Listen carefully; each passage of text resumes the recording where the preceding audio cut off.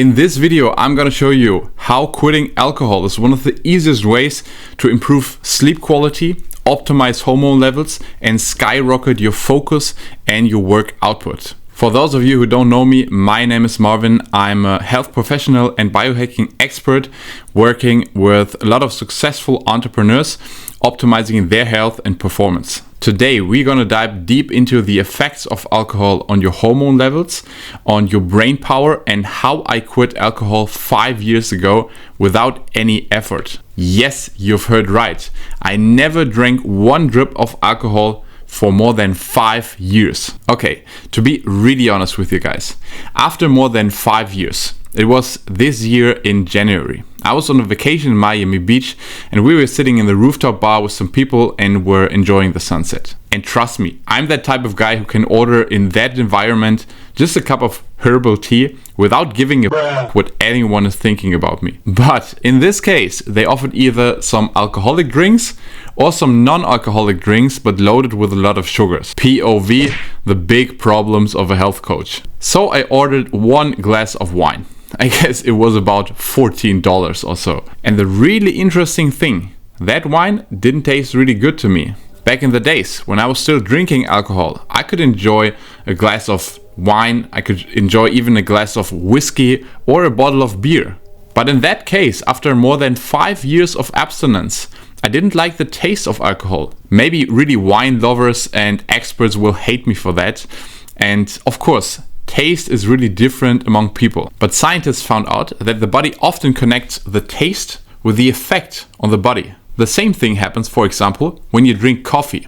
Now, to be honest, I really like the taste of coffee, but my brain is purely fooling me about that taste because it knows the effects on increasing dopamine levels. Do you remember the first sip of coffee in your life?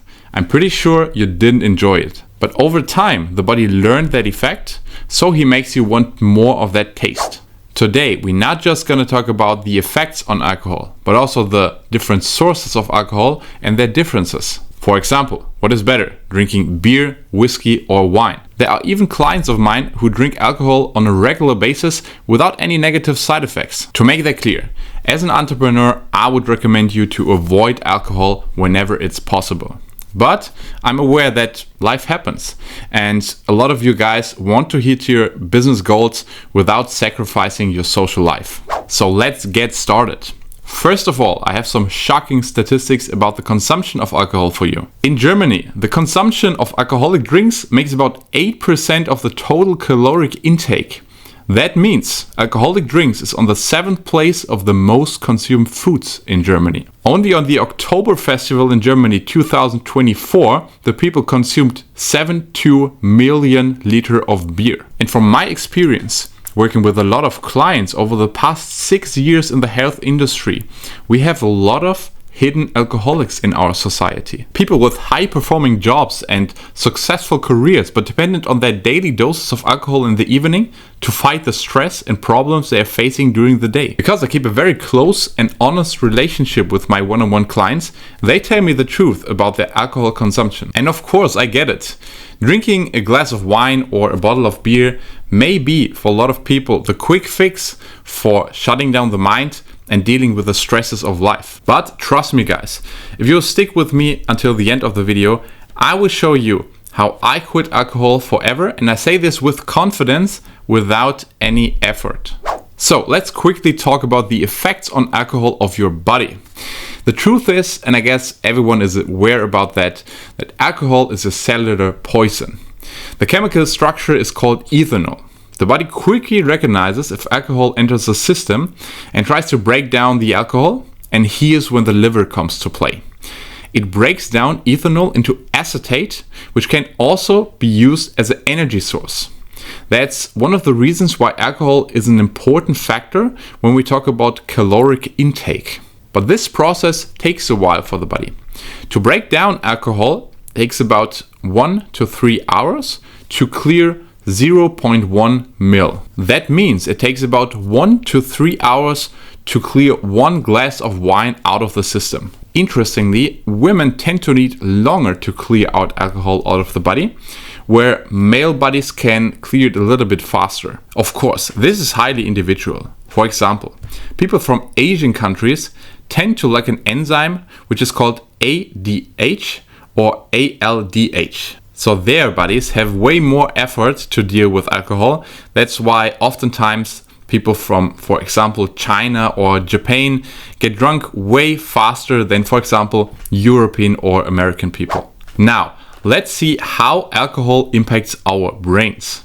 Actually, the brain has got a natural protection called the blood-brain barrier, which protects the brain from poisons or harmful substances. But in that case, the alcohol can easily enter the blood-brain barrier and therefore impacts especially the prefrontal cortex, which is the part of the brain which is responsible for rational thinking and, of course, decision making. This is why people under the influence of alcohol tend to be more impulsive and make worse decisions. To make things worse, when you drink alcohol chronically, chronically in this case is defined of drinking 7 portions of alcohol, for example, drinking 1 glass of wine or 1 bottle of beer every day, or for 1 day of the week, 7 beers. And you do this throughout the year, the brain tends to change its structure permanently. That means for us entrepreneurs, drinking alcohol can massively impact our most important ability to thrive our businesses, and that's our decision making. Let's talk about alcohol and stress relief, and especially alcohol and the impact on our adrenals. I said at the beginning that a lot of individuals try to use alcohol as a stress relief. But the problem is, with that, you're beginning a vicious cycle, because alcohol tends to increase the cortisol production throughout the day. Not during the influence of alcohol, but throughout the next days. So also, when you drink chronically, you tend to have more stress hormones produced by your body. And as a result, people need more and more alcohol to compensate that stress. And lastly, let's talk about the effect on your hormone levels, especially on the production of testosterone. By drinking alcohol, more testosterone, which is the male sex hormone, obviously, gets converted into estrogen, which is actually the female sex hormone. And of course, this happens with males, but also in females. And low testosterone, especially when impaired with a high estrogen level, can lead to problems with drive and motivation, a loss of muscle mass and increase in fat tissue, a lack of sex drive and problems with impotency, as well as mood swings or symptoms of depression and anxiety. And to make that clear for you guys, testosterone is not just about muscle building. It's one of the most important hormone of the male body, especially because over the last years and over the last decades, our average testosterone production gets lower and lower because of our nutrition, because of our increasing stress levels, because of chemicals that we consume not just throughout the food, but also throughout tap water and different self-care products, as well as electromagnetic stresses from technologies which we surround ourselves with. I said at the beginning that there are a few differences in the source of alcohol. So there's a huge variety of forms in which we can consume alcohol. What I would recommend you guys to avoid the most whenever possible is beer.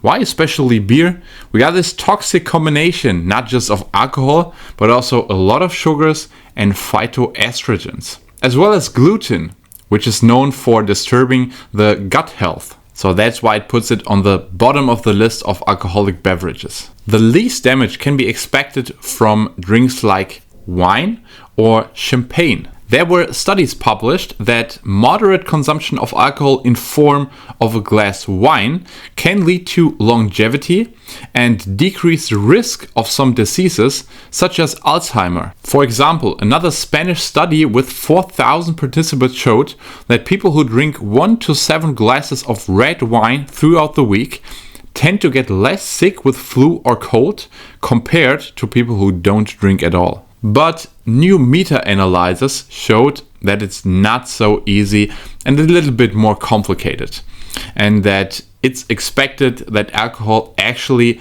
doesn't have that health benefits. For my opinion and my experience with a lot of clients, I admit that a glass of wine can have potential benefits. But to make it clear, it's not because of the alcohol or some ingredients in the wine.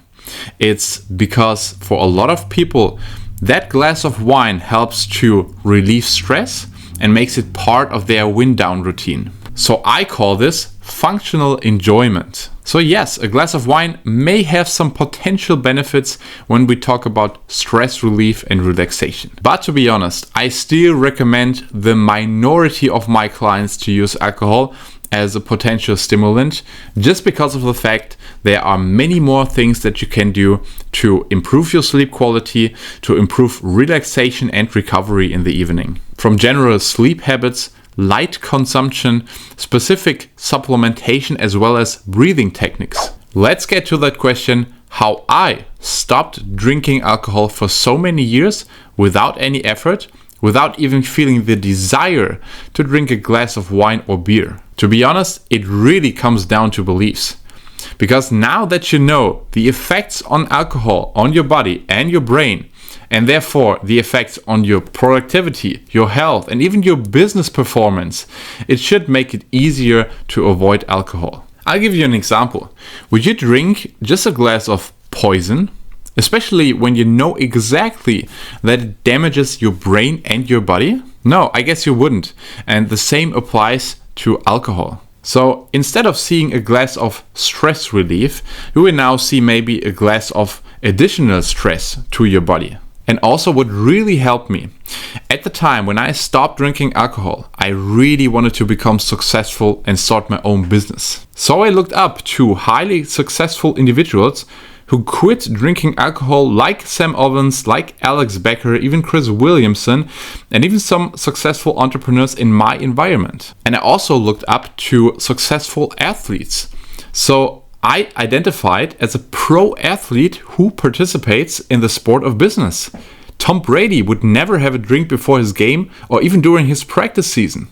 In the Last Dance documentary, Michael Jordan reported that he was at that time the only player who didn't participate at the parties they celebrate throughout the season. And that's how for me now, it isn't a question if you drink alcohol or not. So I don't have to make a decision. And this makes it even easy in my social circle because they don't even ask me anymore. And the interesting thing, a lot of people also around me adopted the same behavior and stopped drinking alcohol. So I recommend you guys to do so too. Identify as a pro athlete who participates in the sports of business and therefore has to optimize their health and performance in order to win and have a successful career. So that's it for today. I hope you liked that video. If so, please let me a comment below that video. And if you're an entrepreneur who wants to optimize your performance and your health, then subscribe to my channel. So that's it for today. See you soon.